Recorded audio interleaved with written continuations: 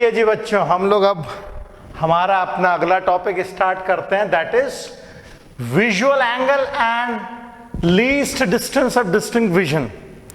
ये टॉपिक पढ़ना इसीलिए जरूरी है ताकि हम लोग जो आने वाले हमारे टॉपिक्स हैं, जैसे माइक्रोस्कोप हो गया, कंपाउंड माइक्रोस्कोप हो गया, टेलीस्कोप्स हो गए, इन सबको बेहतर तरीके से समझने के लिए इन टॉपिक्स की जानकारी होना जरूरी है। These are the basic prerequisite for those topics। अगर हम लोगों को ये टॉपिक नहीं पता रहेगा तो वो टॉपिक्स हम लोगों को कुछ क्लियर समझ में आने वाले हैं नहीं। तो सबसे पहला हम लोग जो है टॉपिक पढ़ते हैं, दैट इज विजुअल एंगल। अब विजुअल एंगल क्या होता है, बिल्कुल सिंपल लैंग्वेज में समझिए। हम लोगों का जो व्यू है, आंखों का जो व्यू है, वो ऐसा कोनिक व्यू है। मतलब जब मैं अपने सामने कुछ भी देखता हूं तो मुझे कुछ इस तरीके का एक कोन दिखता है, ये कोनिकल व्यू है मेरा। मेरी जो आंखों का व्यू है कुछ इस तरीके का व्यू है, ठीक है, इस तरीके का व्यू है, that is called as conical view. अब इस कोनिकल व्यू में कोई भी ऑब्जेक्ट अगर आता है तो मेरी आंखें उसके ऊपर फोकस करती है और उसकी इमेज रेटिना पे बनती है और जो मुझे दिखता है। सिंपल कॉन्सेप्ट है। तो हमारी आंखें जो भी देखती है सामने, उसका जो कोनिकल व्यू है वो हमारी आंखों में आता है, ठीक है। अब ये जो विजुअल एंगल है, विजुअल एंगल क्या होता है ये मैं आपको बताता हूं। किसी भी ऑब्जेक्ट को जब हम लोग देखेंगे, से मान लीजिए ये मेरी आंखें हैं, ये मेरी आंखें, या आप अपनी आंखें मान लीजिए, ये और खूबसूरत बना देते हैं अपन आंखें। ये आंखें हैं और इस आंखों के सामने कोई एक ऑब्जेक्ट रख देते हैं, से ये कोई एक ऑब्जेक्ट है इस तरीके का। तो ये जो ऑब्जेक्ट आंखों के ऊपर एंगल बना रहा होगा, ये जो एंगल होता है, ये एंगल, इससे हम लोग कहते हैं विजुअल एंगल। इस एंगल को हम लोग कहते हैं विजुअल एंगल।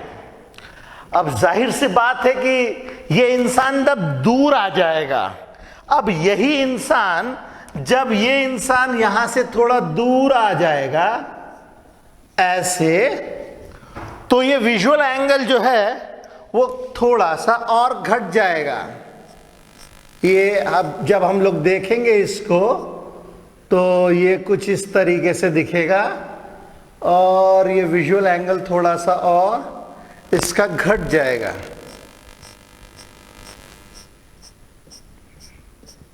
ये पहले विजुअल एंगल कितना था? पहले विजुअल एंगल था अल्फा, मान लेते हैं, दिस एंगल इज अल्फा, और बाद में विजुअल एंगल हो गया ये angle, this is called as beta. तो कोई सा भी ऑब्जेक्ट नजदीक है या दूर है, उसके हिसाब से वो चीज छोटी या बड़ी दिखती है। जैसे मान लीजिए मैं अपने आंखों के सामने ये अपनी 2 उंगलियों का एक एपर्चर बनाता हूं और उस 2 उंगली के एपर्चर के सामने एक पेन रखता हूं। तो ये जो पेन है मैंने अपने इस एपर्चर के अंदर में फिक्स कर लिया, मतलब एंटायर पेन ये इसके अंदर में फिक्स हो चुका है। अगर इस पेन को मैं दूर लेके जाता हूं तो मुझे इन दोनों के बीच की दूरी थोड़ी सी घटानी पड़ेगी, करेक्ट है। जैसे अगर मेरा दोस्त कहीं दूर बैठा हुआ है या खड़ा है तो मैं एक आंख बंद करके उस पूरे दोस्त को ऐसे करके ये इसके अंदर में ले लेता हूं। तो ये मैंने उसको क्या किया, अपने 2 उंगलियों के बीच पूरा समा लिया और उसका जो विजुअल एंगल है ऐसा एक व्यू मेरी आंखों में आता है। उस एंगल को ही हम लोग विजुअल एंगल कहते हैं। तो कोई इंसान जब आंखों से नजदीक है तो उसका विजुअल एंगल बड़ा होता है, और जब वही इंसान दूर हो जाता है तो विजुअल एंगल छोटा हो जाता है। मतलब जब इंसान नियर रहता है तो विजुअल एंगल बड़ा रहता है। जब इंसान दूर चला जाता है तो विजुअल एंगल जो है वो स्मॉल हो जाता है। इसीलिए हम लोगों को जो दूर की चीजें हैं वो छोटी नजर आती है। Got the point? बस इतनी सी बात थी, विजुअल एंगल खत्म, इतनी सी बात होती है। अच्छा, विजुअल एंगल का असर क्या है?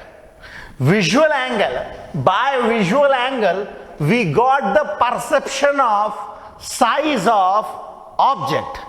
किसी भी ऑब्जेक्ट का साइज हम लोग परसेप्शन करते हैं उस चीज का। देखिए, ये इंसान लंबा या छोटा नहीं हुआ है, ये इंसान उतना ही बड़ा था, मगर जब ये इंसान नजदीक होता है तो बड़ा दिखता है, और यही इंसान जब दूर होता है तो छोटा दिखता है।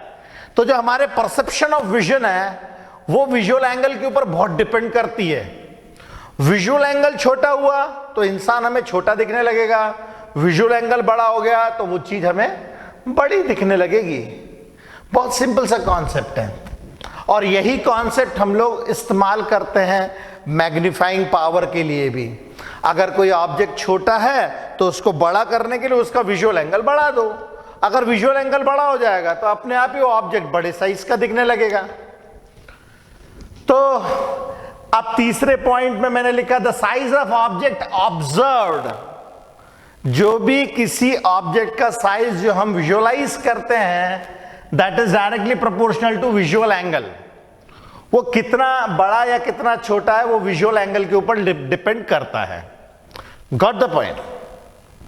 चलिए जी, अब एक पॉइंट हम पढ़ते हैं that is called is resolving power. Resolving power क्या होता है? देखिए, जैसा टर्म है वैसा मैं उसको उसी की डेफिनेशन में उसी को समझाता हूं। अगर मान ली रिजॉल्विंग पावर मतलब रिजॉल्व करने की एबिलिटी। जैसे अगर आपके पास ये दो पॉइंट्स हैं, ये दो points, point number 1, point number 2, अब नजदीक से देखेंगे इनके बीच की दूरी दिखती है। जैसे जैसे हम दूर जाएंगे तो इनके बीच की दूरी जो है विजुअल एंगल कम होने के कारण, विजुअल एंगल, क्योंकि अभी मेरा विजुअल एंगल है ये, अगर मैं नजदीक रहूंगा तो मेरा विजुअल एंगल रहेगा ये, दूर हो जाऊंगा तो विजुअल एंगल हो जाएगा कम, और दूर हो जाऊंगा तो विजुअल एंगल हो जाएगा और कम। तो जैसे जैसे हम दूर जाते हैं विजुअल एंगल कम होता जाता है, और एक पर्टिकुलर विजुअल एंगल के बाद में इंसान दो अलग अलग चीजें हैं इसको डिस्टिंग्विश नहीं कर पाता है। ये दो अलग अलग चीजें होंगी, मगर विजुअल एंगल यदि छोटा है तो फिर उसको लगता है कि ये तो एक ही है। Okay, got the point? तो रिजॉल्व करने की जो एबिलिटी होती है that is called as resolving power. तो resolving power of optical instrument is the power to distinguish two points या two lines which are separated, जो वास्तव में दूर है और हमें भी दूर दिखनी चाहिए, तो उसको हम लोग कहते हैं रिजॉल्विंग पावर। और ह्यूमन आई का, नॉर्मल आईज के लिए, फॉर नॉर्मल ह्यूमन आई मतलब ऐसा जिसको चश्मा नहीं लगा हो, फॉर नॉर्मल ह्यूमन आई ये होता है 1 मिनट का एंगल। 1 मिनट का एंगल मीन्स 1/60 डिग्री। 1 डिग्री बहुत छोटा होता है, पूरे सर्कल में 360 डिग्री होते हैं। 360 डिग्री में 1 डिग्री बहुत छोटा सा होता है, उस 1 डिग्री के भी 60 टुकड़े कर दो तो जो एक छोटू सा एंगल मिलेगा उसको कहते हैं हम लोग 1 मिनट। तो हमारी आंखों में, नॉर्मल आईज में यदि कोई ऐसा विजुअल एंगल 1 मिनट का बना रहा है तो हमारी आंखें दोनों चीजों को अलग अलग देख पाएगी। अगर ये एंगल 1 मिनट से बड़ा या 1 मिनट के बराबर है तो ये दो पॉइंट्स हमें अलग अलग नजर आएंगे, और यदि 1 मिनट से छोटा है तो फिर वो दोनों पॉइंट एक ही नजर आएंगे। ठीक उसी प्रकार जैसे जो हम लोग रात में स्टार्स देखते हैं, स्टार्स तो हमें पॉइंट ऑब्जेक्ट दिखता है, मगर क्या वास्तव में स्टार पॉइंट ऑब्जेक्ट है? स्टार तो कई स्टार तो हमारे सन से भी बड़े बड़े हैं, बहुत ह्यूज साइज के होते हैं स्टार्स, मगर हमें पॉइंट साइज का दिख रहा है। अब उन स्टार्स के ऊपर यदि आप ऐसे 2 पॉइंट्स बना लो ऐसे, तो वो 2 पॉइंट्स हमें कहां दिखने वाले? वो इसीलिए नहीं दिखेंगे क्योंकि वो विजुअल एंगल 1 मिनट से काफी छोटा बनाएंगे। तो हमारे आईज की रिजॉल्विंग पावर होती है 1 मिनट का एंगल, मतलब 1/60 degree. This is resolving power. अगर एंगल इससे बड़ा हुआ तो हमें बड़े आराम से दिखेगा कि चीजें अलग अलग है। अगर एंगल इससे छोटा हुआ तो हमें वो 2 चीजें अलग अलग नहीं दिखेंगी, वो 2 चीजें एक ही दिखेंगी। Got the point? I hope ये समझ में आया होगा। अब हम इसी के आगे चलते हैं, and this is least distance of distinct vision. Least distance of distinct vision को समझाने के लिए मुझे आप लोगों को थोड़ा सा ह्यूमन आई के बारे में बताना पड़ेगा। हमारी जो आंखें होती हैं उसके अंदर में एक लेंस होता है, इसे हम लोग कहते हैं आई लेंस। अब ये जो आई लेंस है, ये जो आई लेंस होता है हम लोगों का, eye lens primarily, eye lens जो है प्राइमरीली आईज का एक पार्ट होता है जिसमें, जस्ट अ मिनट में फिगर कंप्लीट कर लूं, ये हमारी आई, ओके, ये हमारा आई लेंस, और इसके सामने मैं बना देता हूं कॉर्निया। अब हमारा जो आई लेंस है, आई लेंस जो है उसको पकड़ करके रखा हुआ है सीलियरी मसल्स ने, ये कहलाती हैं सीलियरी मसल्स, सीलियरी मसल्स, और ये होता है eye lens, eye lens and ciliary muscles. अब क्या होता है, जब भी कोई ऑब्जेक्ट हमें नजदीक का देखना होता है, जब भी कोई ऑब्जेक्ट हमें नजदीक का देखना होता है, तो सीलियरी मसल्स आई लेंस को ऐसे ऐसे दबाती है, और दबा करके आई लेंस को कुछ इस तरीके का बना देती है। इसमें क्या होगा, इसकी फोकल लेंथ लेस हो जाएगी, पावर हो जाएगी मोर, क्योंकि नजदीक का देख रहे हो ना आप। अगर आप नजदीक का देख रहे हो तो आई लेंस ऐसा हो जाता है, अगर आप दूर का देख रहे हो तो आई लेंस हमारा इस तरीके से रहता है, ठीक है। अगर आप दूर का देख रहे हो तो सीलियरी मसल्स रिलैक्स हो जाती हैं, अगर आप नजदीक का देख रहे हो तो सीलियरी मसल्स दबाती हैं आई लेंस को, ताकि आप नजदीक का देख सको, ठीक है। अब सबसे ज्यादा रिलैक्स्ड हमारी आईज तब होती है जब हम इंफिनिटी पे देख रहे होते हैं। ध्यान रहे, हम ये नॉर्मल आईज वालों की बात कर रहे हैं, चश्मे वालों की नहीं बात चल रही है।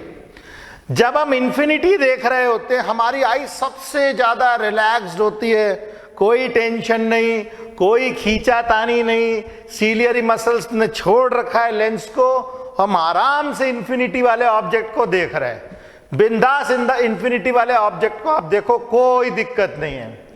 मगर जैसे जैसे आपका ऑब्जेक्ट नजदीक आता जाएगा, आपका ऑब्जेक्ट जैसे जैसे नजदीक आता जाएगा, सीलियरी मसल्स धीरे धीरे दबाना स्टार्ट करेगी आई लेंस को, और जब सीलियरी मसल्स आई लेंस को दबाएंगी तो फिर मतलब जब उसको दबाएगी तो वो मतलब उसको वर्कआउट करना पड़ेगा। सीलियरी मसल्स वर्कआउट करेंगी तो वो थक जाएंगी, अगर थक जाएंगी तो सीलियरी मसल्स थकेंगी तो आंखें थक जाएंगी, हम लोगों को थकान होती है, ओके। तो हमारा जो आईज है वो इंफिनिटी तक बहुत आराम से देख सकता है, और जैसे जैसे नजदीक आए धीरे धीरे हमारी आंखों के अंदर में स्ट्रेन बढ़ती है, और क्लैरिटी प्लस मिनिमल स्ट्रेन का एक कॉम्बिनेशन होता है, and that combination is least distance of distinct vision. मतलब वो सबसे कम दूरी जहां पे देखने पर जहां तक देखने पर इंसान की आंखों में स्ट्रेन मिनिमल होता है, कम से कम होता है, नहीं होता है ऐसा नहीं बोला, कम होता है। उससे नजदीक यदि आप आ गए फिर आपको स्ट्रेन जो है वो बहुत होती है, और आप लोग करके देख भी सकते हैं। आप कोई सी भी अपने कॉपी का पन्ना लीजिए और इतने नजदीक से पढ़ने की कोशिश कीजिए। जब हम इतने नजदीक से पढ़ने की कोशिश करेंगे, बिलीव मी, हम 10 सेकंड के बाद ही हमारी आंखें दुखने लग जाएंगी। ये जो दूरी होती है ना, ऐसे दूरी से अगर हम लोग देखेंगे तो हम लोग 10 सेकेंड्स के अंदर में हमारा सर दुखने लगेगा, आंखें दुखने लगेंगी, क्योंकि हमारी सिलियरी मसल्स बहुत अधिक काम करती हैं। Got the point? तो हमारी आंखों का एक रेंज है। हमारी आंखें जब किसी चीज को देखती है तो वो रेंज होता है एक, वो रेंज जो होता है, वो आंखें जब भी किसी ऑब्जेक्ट को देखेगी तो ये एक रेंज होता है जो स्टार्ट होता है 25 सेंटीमीटर से और वो जाता है अप टू इंफिनिटी। 25 सेंटीमीटर से इंफिनिटी तक का नॉर्मल आईज का रेंज है। मतलब सबसे ज्यादा रिलैक्स्ड आईज होंगी जब हम इंफिनिटी को देख रहे होंगे, सबसे ज्यादा रिलैक्स्ड आईज, ये सबसे ज्यादा रिलैक्स्ड आईज होती है जब हम लोग इंफिनिटी पे देख रहे होते हैं। यहां पे डेफिनेटली स्ट्रेन्ड आईज होती हैं, स्ट्रेन्ड आईज होती हैं, मगर इस स्ट्रेन्ड आईज के साथ में ऑब्जेक्ट आपको बड़ा भी दिखेगा, क्योंकि जब आपका ऑब्जेक्ट यहां पे है, जब आपका ऑब्जेक्ट यहां पे है तो वो छोटा दिख रहा है, क्योंकि विजुअल एंगल छोटा है। जब आपका ऑब्जेक्ट नजदीक आया तो आपका विजुअल एंगल बड़ा हो गया, और जब आपका ऑब्जेक्ट और नजदीक आया तो विजुअल एंगल और बड़ा हो गया। तो सबसे बड़ा यहां पे दिख रहा है, स्ट्रेन्ड आईज है, नो प्रॉब्लम, मगर आपको बड़ा अच्छा दिख रहा है। और जैसे आप इसके अंदर लेकर के जाओगे ऑब्जेक्ट को, आपकी सिलियरी मसल्स के कारण आपकी आंखें दुखने लग जाएंगी। इससे अंदर नहीं देख पाएंगे हम लोग। इसे कहते हैं least distance of distinct vision. इसे कहते हैं least distance of distinct vision, least distance of distinct vision, LDDV। मैंने इसको डिनोट कर दिया है LDDV से। इसको हम लोग कैपिटल D से डिनोट करते हैं। This is capital D and this is equal to 25 centimetres. Least distance of distinct vision होता है 25 सेंटीमीटर। इसे हम लोग कहते हैं नियर पॉइंट, इसे हम लोग नियर पॉइंट भी कहते हैं, इसे हम लोग नियर पॉइंट भी कहते हैं। और जो इंफिनिटी होता है इसको हम लोग फार पॉइंट भी कहते हैं, फार पॉइंट। तो किसी भी नॉर्मल आईज के लिए नियर पॉइंट है 25 सेंटीमीटर, जिसको हम least distance of distinct vision कहते हैं, और फार पॉइंट होता है इंफिनिटी। आप जब किसी इंफिनिटी वाले ऑब्जेक्ट को देख रहे हो तो बिंदास देखो, कोई दिक्कत नहीं, आराम से आंखें रिलैक्स है, मस्ती में काम चल रहा है। मगर जैसे जैसे ऑब्जेक्ट नजदीक आएगा स्ट्रेन बढ़ेगी आंखों में। 25 सेंटीमीटर में स्ट्रेन है, मगर विजुअल एंगल भी बड़ा है, चीजें बड़ी बड़ी दिख रही हैं, अच्छा दिख रहा है, मस्त दिख रहा है। और जैसे आप उसके अंदर गए, आपका फिर जो है विजुअल एंगल जरूर बड़ा हो जाता है, मगर इमेजेस ब्लर्ड हो जाती है, आपको अच्छे से दिखेगा नहीं। Got the point? इसका बहुत अच्छा एग्जाम्पल बताता हूं मैं। Least distance of distinct vision का बहुत बढ़िया एग्जाम्पल है। आप अब जब स्कूल में अपने बैठते हैं फर्नीचर के ऊपर, जब आप अपने फर्नीचर के ऊपर बैठते हैं कुछ लिखने के लिए, तो आपकी आंखों से लेकर के आपके कॉपी की दूरी, बच्चा कितना भी लंबा हो, कितनी भी कम हाइट का हो, कोई सी भी क्लास में हो, इससे हमें कोई लेना देना नहीं है। आपकी आंखों से आपकी कॉपी की जो दूरी होगी वो 25 सेंटीमीटर या उससे ज्यादा ही होगी। अदरवाइज अगर 8 घंटा बच्चा स्कूल में पढ़ेगा ऐसी स्ट्रेन्ड आइज के साथ में, तो उसको तो 2 महीने में चश्मा लग जाएगा। ओके, तो कोई सा भी ऑब्जेक्ट हम यदि 25 सेंटीमीटर और इंफिनिटी के बीच में रखेंगे तो हमारी आंखें काफी ज्यादा रिलैक्स्ड होती है। ठीक है, यहां पे स्ट्रेन्ड होंगी मगर आपको अच्छा भी दिखेगा। जैसे जैसे हम पीछे जाते जाते हैं तो जो है आंखें जो है रिलैक्स्ड होती जाती है। Got the point? अच्छा जी, अब इस केस पे आते हैं हम लोग। फोकल लेंथ, जब आपको नजदीक का दिखना है तो आपका फोकल लेंथ कम होता है, पावर ज्यादा होता है। जब आपको दूर देखना है तो फोकल लेंथ मोर होगी और पावर जो है वो लेस इस्तेमाल होगी। करेक्ट? तो हमारी जो सीलियरी मसल्स है हमारे एक इकलौते एक लेंस को ऐसा भी बना देती है, कभी कभी ऐसा भी बना देती है, उसकी मर्जी आती है। जब ऐसा भी बना सकती है, ऐसा भी बना सकती है। इस एबिलिटी को हम लोग कहते हैं power of accommodation of eye. Power of accommodation of eye में हमारी सीलियरी मसल्स ये नजदीक का देखा, ये दूर का देखा, ये नजदीक का देखा, ये दूर का देखा, और ये बहुत जल्दी करती है, बहुत फटाफट फटाफट करती है। इस एबिलिटी को हम लोग कहते हैं power of accommodation of I. Got the point? तो इस एबिलिटी को हम लोग कहते हैं power of accommodation of I.